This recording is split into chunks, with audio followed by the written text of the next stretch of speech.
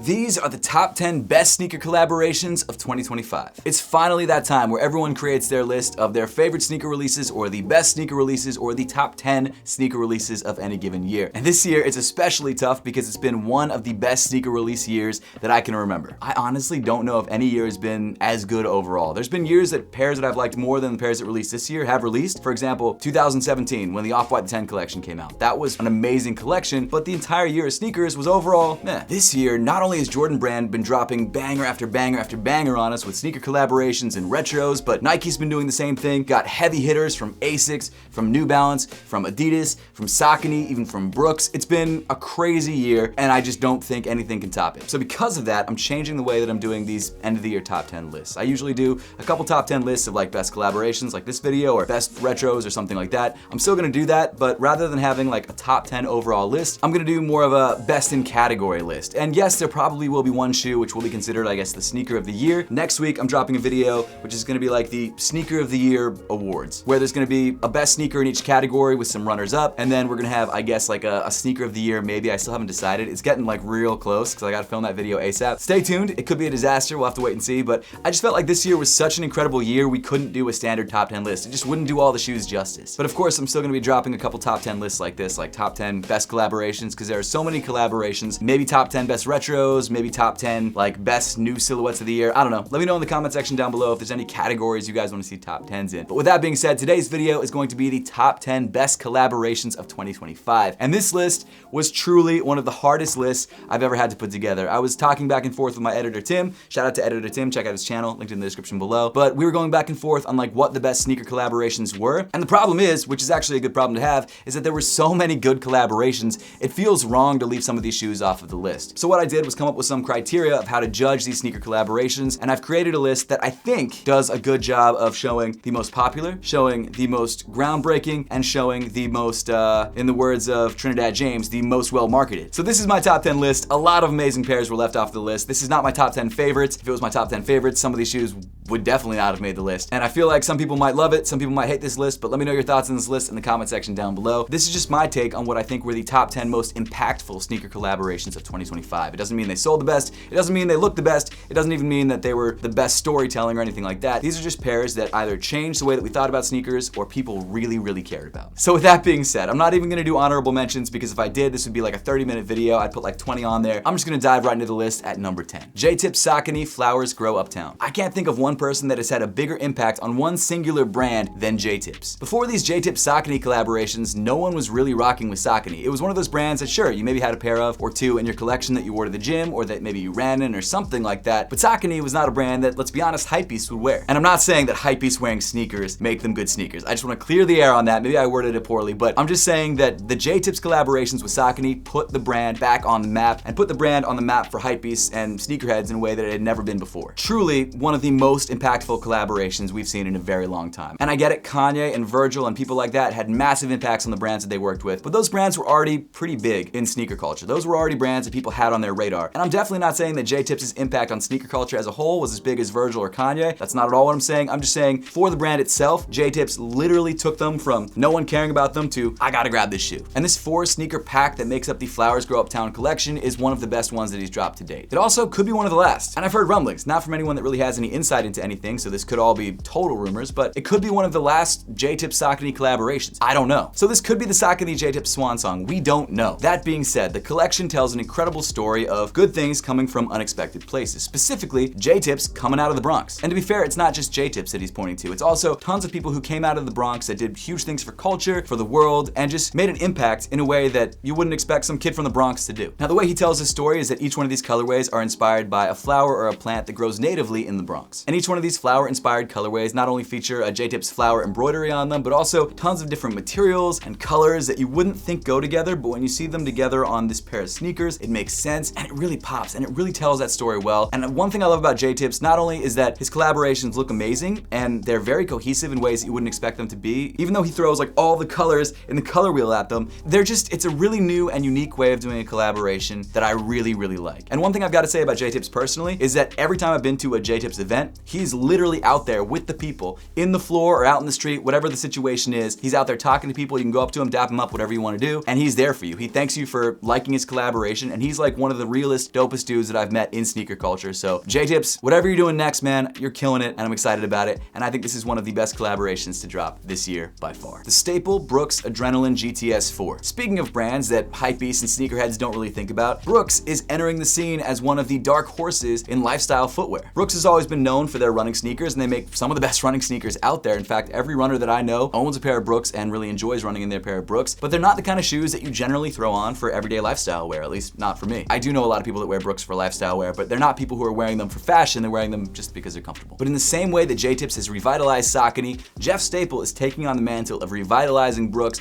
and creating a collaboration that a lot of people want. Now, I'm sure you guys all know Jeff Staple. He is one of the most influential and one of the most accomplished designers, founders, entrepreneurs out there, especially in sneaker culture. He created one of the most iconic sneaker collaborations of all time, the Staple Pigeon Dunks. And since then, he's collaborated with many, many different brands and created some incredible collaborations that I think don't get enough credit. Obviously, there are a bunch that do get a lot of credit, like his other SB Dunks that he dropped throughout the years, but shoes like this really go under the radar. And I think if I do like an underrated category for the best of the year list, this is probably going to be up there. So this Staple Brooks collaboration is essentially a recolor on the Brooks Adrenaline GTS 4. It's an updated model of this retro running sneaker, so it is a bit more comfortable on foot, but it features the Staple color scheme, and it makes a huge difference on the silhouette. I love the GTS 4. I think it's a great shoe, but this Staple collaboration just makes this shoe hit like crazy. Not only is the shoe comfortable and wearable, and the materials are very premium feeling, but you've got Staple Pigeon hits and these really nice little color accents that just make the shoe one of the most understated, but one of the cleanest sneaker releases of the year. Genuinely, this is one of my favorite sneaker pickups and most worn sneaker pickups of the entire year. And by the way, if you guys want to check out the podcast that we did with Jeff Staple a couple weeks ago, or I guess a couple months ago now at this point, make sure to click the link in the description below to check out my podcast, the Shoes Off Podcast. We talk about this collaboration and his upcoming Brooks collaboration. It's crazy. Also, make sure to get that core badge number 2, to win some pairs of sneakers from my personal collection. There's a QR code up there and a link in the description below. And who knows if Jeff Staple will have the same impact on Brooks that J-Tips had with Saucony, but I do think there's a good chance. And this collaboration, if this is the first one of many, I mean, he started off on a great foot. On the right foot, he started off on a good foot. I was trying to go for a sneaker pun there, but I couldn't remember what the exact phrase was, so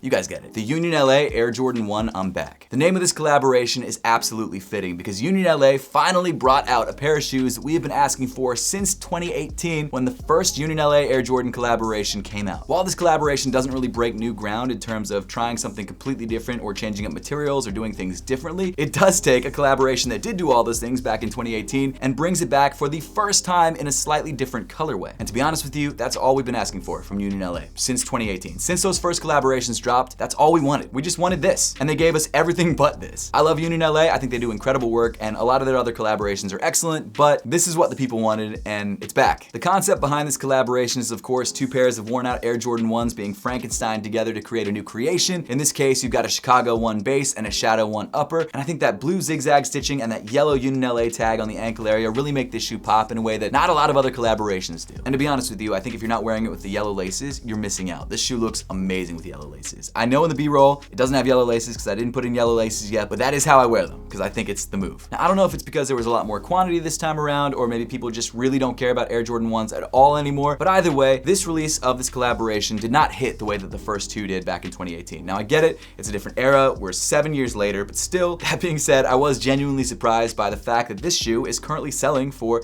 just over retail, which, by the way, if you want to grab this shoe or any of the other shoes that I talk about in today's video, check them out through the YouTube shopping tab on your screen. I've linked them all. This shoe is one of those sneakers that, while it may never jump up in price the way that some of these other shoes on this list will and have done, I do think it's a shoe worth grabbing, especially if you missed out on the first collaborations, because it's just as good in my opinion. You guys know this story. I proposed to my wife in the Union LA Air Jordan 1s back in 2018, the Storm Blue colorway specifically. I love this collaboration. This collaboration is meaningful to me, so I'm very excited that this shoe came out. When it dropped, it had a huge amount of hype behind it. The impact was large, but now, 8 months to 9 months later, people don't seem to care as much. But that doesn't mean it's a bad sneaker, it just means that people forget quickly now. But I think you should remember because this shoe is fire. The Awake NY Air Jordan 5. 2025 is the 35th anniversary of the Air Jordan 5, and for each 35th anniversary of these retro Jordan sneakers, Jordan Brand has kind of made it the year of that shoe. Last year was kind of the year of the 4s, before that the year of the 3s. This has been the year of the 5s, and because of that, we've been getting tons of 5s. Oddly enough though, not a lot of 5 collaborations, mostly retros. I'm not mad at the retros, I love the retros, but we haven't gotten a lot of collabs. But I do think if there was one Air Jordan 5 collaboration that was the best of the year, it's this one, specifically in the Arctic Pink colorway. Don't at me, I really think this one's better. Sure, there's a Racer Blue and Black one, it's fine, It's got black nubuck on the upper with blue hits. It's cool, but it's very normal feeling. This Arctic Pink colorway only released exclusively at Awake NY in very limited quantities. That's not the reason it's on this list. It just looks better in my opinion, but I'm getting to that. It comes in a colorway that we've never really seen on an Air Jordan 5 before, other than maybe those like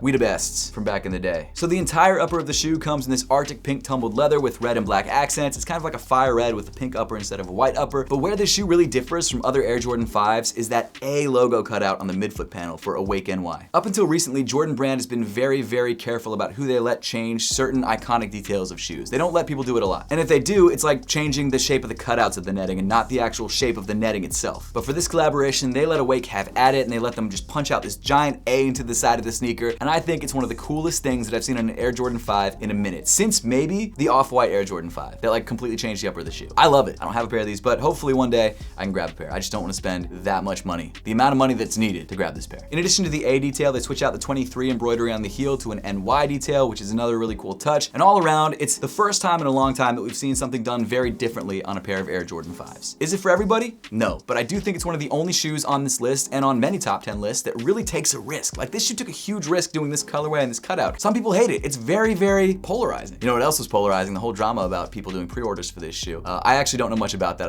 It was all over Twitter for like 4 days and then all over all the news sites. It was crazy, but man, it just adds to the story of this shoe, I will say. The undefeated Air Jordan 4. I'm gonna say something that you guys are gonna hate, but I was very close to not putting the shoe on the list at all. And editor Tim convinced me to do it, and then I thought about it more and I'm like, yeah, I guess I have to. So let me explain myself really quickly, and you guys can leave some GGs in the chat for editor Tim for letting this shoe be on the list. But I didn't want to put this shoe on the list because it is truly a retro of a collaboration that we've already had. Every other shoe on this list is something new. Whether it's a new color, it's a new material, it's something different about the shoe. This shoe is almost exactly the same to the original Undefeated other than the logo on the heel tab. And I guess the packaging, but let's be honest, that didn't matter that much. Now I do want to say, I love this shoe. I think it's one of the best releases of the year, but is it one of the best collaborations of the year? I mean, it was in 2005 when it first released. It was a groundbreaking, iconic collaboration, but now in 2025, it's a retro. I would have put this shoe really high up in my top 10 retro list, and I probably still will, because it is a retro. Again, love the sneaker, I think it's amazing. But the reason this shoe made the list and the reason this shoe is in the middle of the list is because this shoe was so widely available. It gave people a chance to grab a pair of sneakers that they've been drooling over since 2005 for the first time and for retail. Now I actually had 3 pairs of these. I bought one for resale before it released. Turns out there might be some authenticity issues with that pair. I could make a video on that, maybe, I probably won't. But you guys let me know in the comments. I looked into it. Turns out there might actually be something wrong with it. I need to actually have it legit checked and things like that. That being said, I did end up hitting on both Undefeated's website and on the sneakers app, which I never hit on. And I'm not the only one. Everyone who seemed to go for a pair, almost everyone who went for a pair, pretty much got a pair, which means they produced the crap out of this pair of sneakers. And even still, it's still reselling for a couple $100s over retail because people love this shoe. This is the first time in a minute that Jordan Brand has given us a pair of shoes that we've been asking for years. And not only that, when we get it, people don't be like, I don't care about this anymore. Think about the Wu-Tang Dunks it released a couple years ago. People have been wanting that shoe for years, then Nike dropped it and no one cared. This shoe, people have been like, I would love to have the Undefeateds. That'd be amazing if they brought it back. And then they bring it back and people are stoked. And I think that has a lot to do with how strong the colorway is. The fact that it's inspired by a bomber jacket, it comes in olive with orange hits, the orange laces make this shoe pop, it's crazy. Everything about this shoe makes it an incredibly wearable and a very well done collaboration. And again, the reason I put this shoe on the list, even though it didn't hit the criteria of being new or different, is because it really did have a huge impact on the culture. People really cared about this shoe and people really loved the fact that they were able to get it. It's one of those rare shoes that people are actually able to buy. And I think there's something that needs to be said about that. I love that Jordan Brand made this widely available. And I love the fact that people realized that it was widely available and still cared about it. It's cool to see sneakerheads and Jordan Brand be like, yeah, this is cool. It's a dope shoe. Buy it if you can. I wear it all the time. I think it's one of the best releases of the year. The Marvel vs. Capcom Kith for ASICS collaboration. This is the 3rd year that we're getting a Marvel Kith ASICS collaboration, and I think this could be the biggest one yet. And I'm not just talking about the size of the collaboration or the scope of the collaboration. I'm talking about the hype level for the collaboration. I hate to admit this, but I'm going to. And you guys are probably gonna be mad about it in the comments. Editor Tim probably won't be happy about it. I don't know if I told you this, Tim, but I'm not the biggest fan of Marvel. What? We're flying to Philadelphia! Oh, hell no! That's hell no! Whoa! And because of that, I have not been as excited about these Marvel ASICS collaborations as many have been. Same thing with the Naruto ones. The Naruto Nike Air Maxes. Great sneaker, they didn't make the list, but... What? Bro, what are you talking about, man? That being said, I am a Marvel vs. Capcom fan, so having a collaboration that literally incorporates gaming, Marvel, Kith, and ASICS together is kind of crazy. This collection not only comes with 6 different pairs of character-inspired sneakers, but it also comes with a full apparel line and arcade 1-up machines. I have the NBA Jam arcade 1-up machine at the office, and I love it. I bought it for the apothecary office, and I never use it, but when I do use it, it's a blast, and I'm the best at it, so if you guys ever stop by the office, you're gonna lose.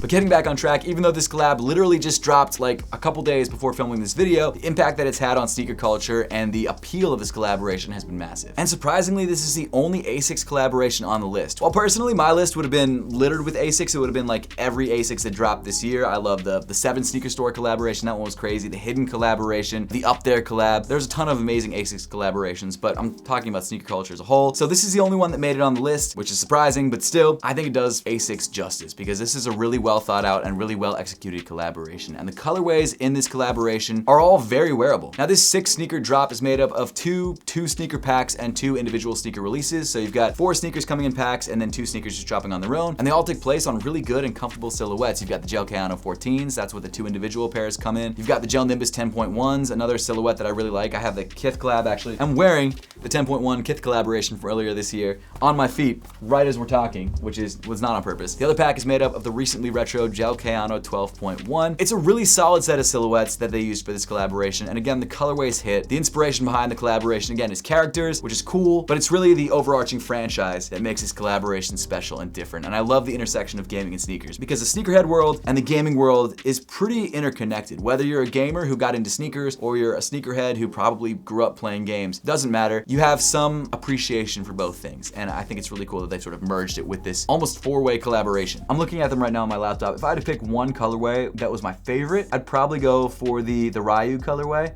the blue and the cream. Although that first pack, the Iron Man and Mega Man double box, that's crazy too. I think I like the Mega Man one the best.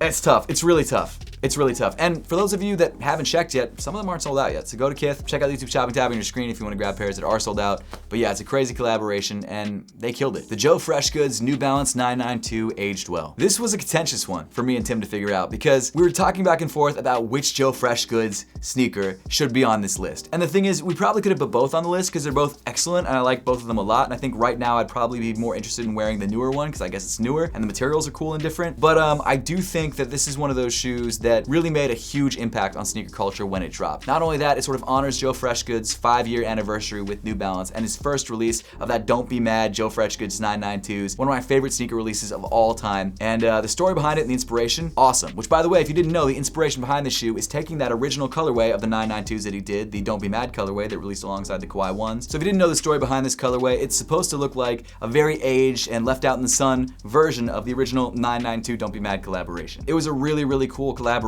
and it was super limited, and so it's cool that they're giving people who've wanted that shoe sort of a chance to own not exactly the sneaker, but a shoe inspired by that in a lot of ways has a life of its own because it comes in pinks, it comes in like tans, but either way, I love the inspiration behind it, I love the story behind it. It's simple, it's understandable, it's not like too deep. A lot of sneakers will come up with like a good inspiration or a good story, but then not communicate it well. This shoe does a really, really excellent job of communicating that story, and I think that's underrated. I think people try and get too complex and try to say too much with their sneaker, but this one says, this was my shoe from back in the day, it was cool, this is what it looks like if you wear it a bunch, and now you can own it for yourself. And I think that's awesome. Not only that, the materials that they used are solid. The 992 is an excellent classic New Balance silhouette, and it's one of those pairs that could be an easy daily rotation for anyone, and I think you should try and grab one sooner rather than later, because I don't know if the prices will go up, but right now, they're cheap. The Travis Scott Fragment Air Jordan 1 Low. I know, some of you guys are gonna be mad about this one, but the reason this shoe is so high on the list is not because I think it's the best collaboration, but apparently you guys do. According to Sneaker News, this Travis Scott Fragment Air Jordan 1 Low that just dropped had 4.4 million legitimate entries on Travis Scott's website, which officially gives it the title of the largest amount of legitimate entries for a pair of sneakers ever. And that's by a pretty large margin. The previous #1 was the reverse smoke Travis Scott Air Jordan 1s from 2022, and on the sneakers app, they got 3.8 million legitimate entries. So we're talking about hundreds of thousands more entries. Now, I really don't know what the stock number ended up being. I know it was incredibly low. I said in some previous videos, I think it was what, like 40,000 or something? I don't remember exactly what I said. I don't know if that's true now, that the shoe was dropped and like no one hit. It only dropped on Travis Scott's website, and then I think at maybe his concert in Japan. But it is truly one of the most limited sneakers of the entire year, at least one of the most limited, widely released pairs of sneakers of the entire year. I mean, My Apothecary Mules, which I guess wasn't a collaboration, but it was a sneaker release, dropped under 1,000 pairs. So comparatively, that's a huge difference. But when you talk about like large, widespread Travis Scott even releases, we're talking a difference in like 100,000 pairs. So it is a pretty small number. Scrolling a little bit farther down the article, which I didn't do before,